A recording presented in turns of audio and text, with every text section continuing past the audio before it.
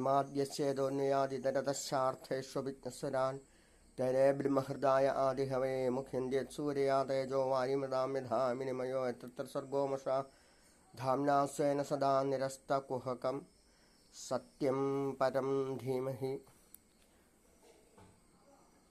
ബിഭ്രദ്ഭോദ്ഭിക്കുരാരം മൃഗമേരോ സുപ്രസന്നോ ഹേശ സർവാലങ്കാരദീപ്ത സരസിനലയോ വ്യാഘ്രാന്മാത്വാസാധയോ മുക്താപരാഗ അമൃത രസ കലശാദ്രിഭവ പഞ്ചോത്ര തൃശക്കോടി കടിതദ്വിർഹില ലോജിഷ്കല തുംഗമൗലി. ഇന്ന് പ്രദോഷ സന്ധ്യാസമയത്ത് മഹാദേവന് ധാര നടത്തുക. ജലധാര പ്രാതക്കാല ജലധാര, വൈകുന്നേരം ജലധാര എന്നൊക്കെ പ്രശാന്ത് വർമാജി പാടിത്തരായിരുന്നു പോലെ. അപ്പോൾ ആവാസവ്യവസ്ഥകളെ സംരക്ഷിച്ചുകൊണ്ട് ഒരു ജീവിക്കും ഉപദ്രവം ചെയ്യാതെ പറ്റുമെങ്കിൽ സഹായം ചെയ്തുകൊണ്ട് തന്നെയാണ് ഈശ്വര ചൈതന്യങ്ങൾ മുഴുവനും ഉണ്ടായതെന്നർത്ഥം. പണ്ട് ക്ഷേത്രങ്ങളൊന്നും ഉണ്ടായില്ല. വിത്ത് അറിയേണ്ടതായ അറിവ്, വേദത്തിൻ്റെ പൊരുൾ അറിഞ്ഞിരുന്നു അന്ന കാലത്ത്. പക്ഷേ നമ്മളെപ്പോലെയുള്ള സാധാരണക്കാരെ സംബന്ധിച്ചോളം യാതൊരു കാരണവശാലും ആ വേദത്തിൽ പറയുന്നതായ യഥാർത്ഥ തത്വമസി ഹവാത്മാ ബ്രഹ്മ, അന്നം ബ്രഹ്മ, വല്ലം പറഞ്ഞു അഗ്നിമേളെ പുരോഹിതമജ്ഞ ദേവമൂർത്തിജം ഹോദാരം സാധമം ദുഷ്ടോതമൂല അതിർദുരോടെ വല്ലതും മനസ്സിലായോ? ഒന്നും മനസ്സിലായില്ല. മനസ്സിലല്ല ആവണ്ട. മനസ്സ് എന്ന് പറയുന്നത് നമ്മൾ സൃഷ്ടിച്ചെടുക്കുന്നതാണ്. ബുദ്ധിയിലാണ് എല്ലാം ഉറക്കേണ്ടത്. ശതതാരമുത്സമക്ഷീയമാണം വിവച്ചിതം വിതർമ്മക്വാണം വേലിമൃതന്തം മിത്രോരുവസേതം രോഗസ്വീപൂർണം സത്യവാചം ഗുങ്കുരുഭ്യോ നമ മംഗളവിതേ നമ. അവസാനം പറഞ്ഞ് നമുക്ക് എന്തോ ഒന്ന് തോന്നി. എന്താ? ഗുങ്കുരുഭ്യോ നമ ഗംഗണമതേ നമ. അതെന്തൊക്കെയോ എന്ന് നമുക്ക് തോന്നി. കാരണം എന്താ?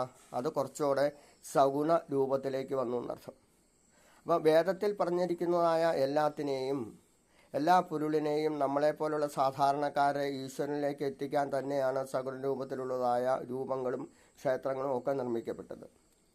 നിർമ്മിക്കാത്ത ക്ഷേത്രങ്ങളുണ്ട്. ആദ്യം ബിംബം പ്രത്യക്ഷപ്പെട്ട സ്വയംഭൂ ആയിക്കൊണ്ട് നമുക്കറിയാം. ചോറ്റാനിക്കരയുടെയൊക്കെ ചരിത്രം നോക്കിയാൽ അറിയാം. കാട്ടിൽ പുല്ല് വെട്ടാൻ പോയപ്പോൾ അതൊന്ന് വരച്ചു. അപ്പോൾ അവിടെ രക്തം കണ്ടു. പിന്നെ അവിടെ തന്ത്രി വന്നു, അത് കഴിച്ചു.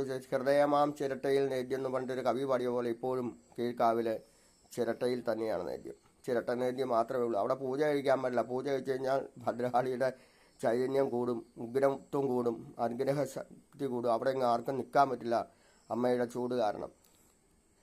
അപ്പോൾ ഓരോരോ ക്ഷേത്രങ്ങളിലും ഓരോരോ ആചാരങ്ങൾ വെച്ചിട്ടുണ്ട്. അതേ പാടില്ല, അത് കൂടുതലൊന്നും പാടില്ല എന്നർത്ഥം.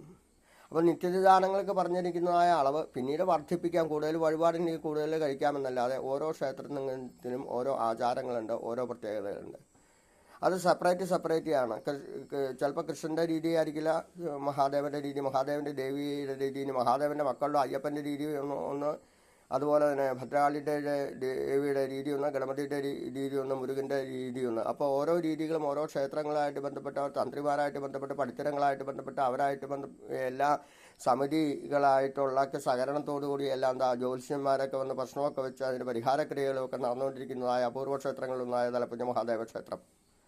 അപ്പോൾ നമുക്കറിയാം. അപ്പോൾ നാനാത്വത്തിൽ ഏകത്വം, നാഗസന്യാസിമാർ, അതിൽ എത്ര ടൈപ്പ് സന്യാസിമാർ, ദിഗംബരന്മാരായിട്ടുള്ള സന്യാസിമാർ, ഇനി ഭസ്മം മാത്രം തേച്ചുകൊണ്ടുള്ള സന്യാസിമാർ, ഇനി നാഗങ്ങളുമുള്ള ശരീരത്തിലുണ്ടായ സന്യാസിമാർ, ഇനി അല്പവസ്ത്രധാരികളായ സന്യാസിമാർ, ഇനി കാവ്യമുണ്ടെടുത്തതായ സന്യാസിമാർ, ഇനി കറുത്ത വസ്ത്രങ്ങൾ വച്ചതായ സന്യാസിമാർ, ഇനി വെളുത്ത വസ്ത്രങ്ങൾ വച്ചതായ സന്യാസിമാർ നമ്മളെ കുംഭമേളയിൽ കണ്ടതാണ്.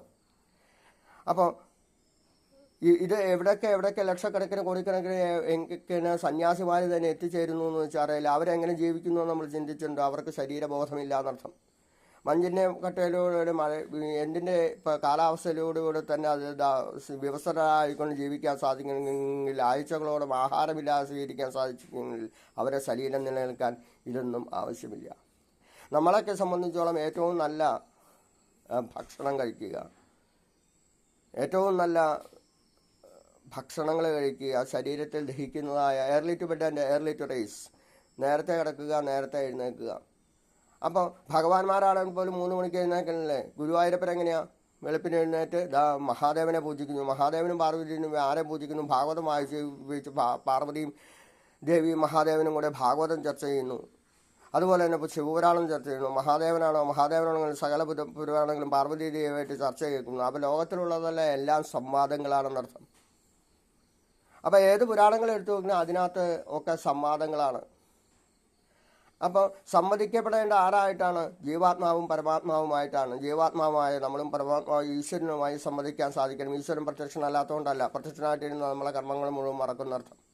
അപ്പോൾ അങ്ങനെ ആരെയും മറക്കാണ്ട്, ഒന്നിനെയും മറക്കാണ്ട് എല്ലാത്തിനെയും സ്നേഹിക്കാൻ കഴിയുന്ന പ്രേമസ്വരൂപമായ ഈശ്വരൻ, ആ ഈശ്വരനിലേക്ക് എത്തിച്ചേരാൻ പല മാർഗങ്ങൾ ശരിക്കും ജൈനന്മാർ, ബുദ്ധന്മാർ, ഇനിയോ മുസ്ലിം സഹോദരന്മാർ, ക്രിസ്ത്യൻ സഹോദരന്മാർ, ഏതൊക്കെ ജാതി മത വർഗ ഭേദങ്ങളുണ്ടോ ആ വർഗ്ഗങ്ങളുടെ മുഴുവൻ ഉപാസനാമൂർത്തികളുണ്ട്. അതുപോലെ തന്നെ കാടുകളിൽ ചെന്ന് കഴിഞ്ഞാൽ മൂപ്പന്മാരുടെ ഉപാസനാമൂർത്തി, അത് പ്രത്യേക തോലുകൊണ്ടൊക്കെ ചെണ്ടകളൊക്കെ ആനന്ദ നൃത്തം ചെയ്യുന്നു. കുടതുള്ളലില്ലേ,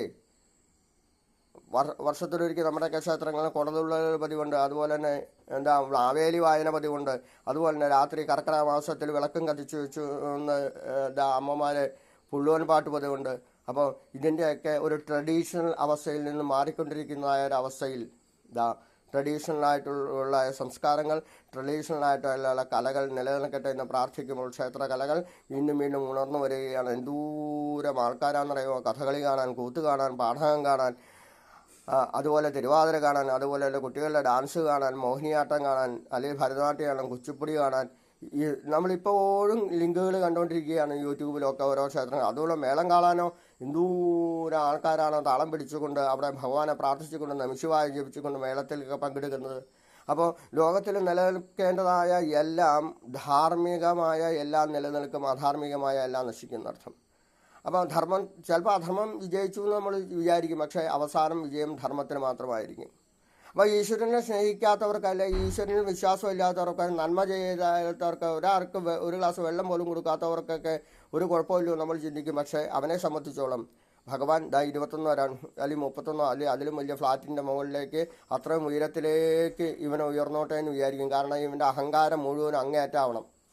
അതിൻ്റെ ഏറ്റവും മുകളിൽ ചെല്ലുമ്പോൾ ഭഗവാൻ വിചാരിക്കും ഇവൻ്റെ ബേസ് അങ്ങോട്ട് പോട്ടെ, കയ്യങ്ങ് വലിക്കും, അവൻ പട്ടപ്പടപ്പടോ ഒന്ന് താഴെ വീണും ഒടിഞ്ഞൊടുങ്ങും, ചിലപ്പോൾ ജീവൻ നിലനിൽക്കും, ചിലപ്പോൾ ചത്തും പോകും.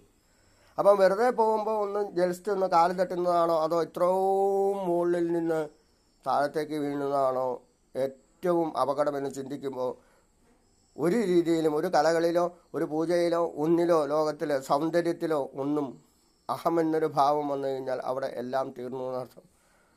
അപ്പോൾ അഹം എന്നുള്ള ഭാവം മാറി അഹമാത്മാ ബ്രഹ്മ, പ്രജ്ഞാനം ബ്രഹ്മ, ഞാനും, അവിടെ അഹങ്കാരം മുഴുവൻ പോയി കഴിയുമ്പോൾ എന്തായിത്തീരും?